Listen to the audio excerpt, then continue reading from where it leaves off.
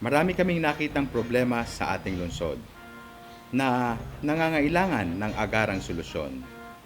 Tulad ng inyong napanood na aming idinokumentaryo para makita nyo ang tunay na kalagayan ng ating syudad.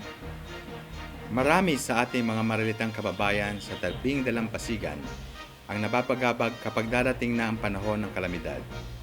Tulad ng bagyo, na marami sa kanila ay napipinsala ang kabahayan. Dapat din bigyang pansin ang ating mga kababaihan at mga kabataan. Ang paggamutang bayan dapat isaayos upang maibigay ang tamang pangangailangan. Ang pasanin ng mga kababayan nating nawawala ng mahal sa buhay, dapat din natin silang damayan. Ang ating mga iginagalang na senior citizen at kaguruan ay dapat bigyan ng kaukulang programa ng pamahalaang lokal.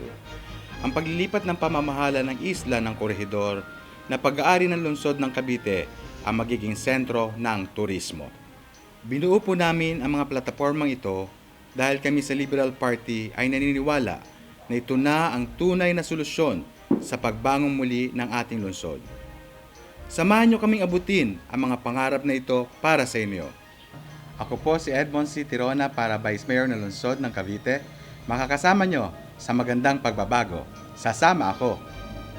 Binalangkas ng Partido Liberal ang mga proyektong magbibigay ng sigla at tunay na kaunlaran sa ating lungsod.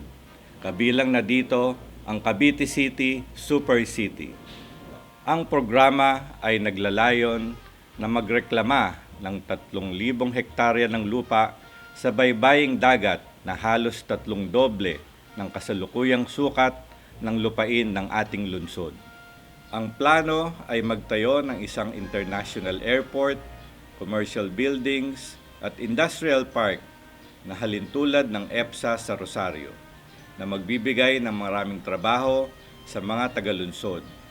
Isa sa binigyan pansin ng aming partido ay ang mga kababayan natin na naninirahan sa baybaying dagat. Sila ay bibigyan ng disenteng pabahay kung saan mismo sila naninirahan. Sa ganong paraan, sila ay ligtas sa malalaking hampas ng alon na dulot ng bagyo. Kapag lumaki ang sukat ng ating lupain, maraming gusali ang maitatayo, lalaki ang ating koleksyon ng amilyar, at halos mahigit 1 bilyong piso ang maidadagdag taon-taon sa kaban ng yaman. Dahil dito ay dadami ang mga benepisyo ng tagalunsod. Kabilang na ang libreng pagamutan, pabahay, funeral assistance, malawakang scholarship, social pension for senior citizens, at dagdag allowance sa mga guro at kawani ng pamahalaan. Sa ilalim ng Baron Tirona Tandem, walang sino mang magdidikta at magmamalabis sa aming panunungkulan. Sisiguraduhin namin ang katahimikan at kaayusan ng ating lungsod. Walang maghahari kundi pawang kabutihan. Kami ay umaasa na tayo ay sama-sama sa magandang pagbabago. Ako, si Dr. Lino Baron para Mayor ng Lungsod ng Cavite. Sasama ako.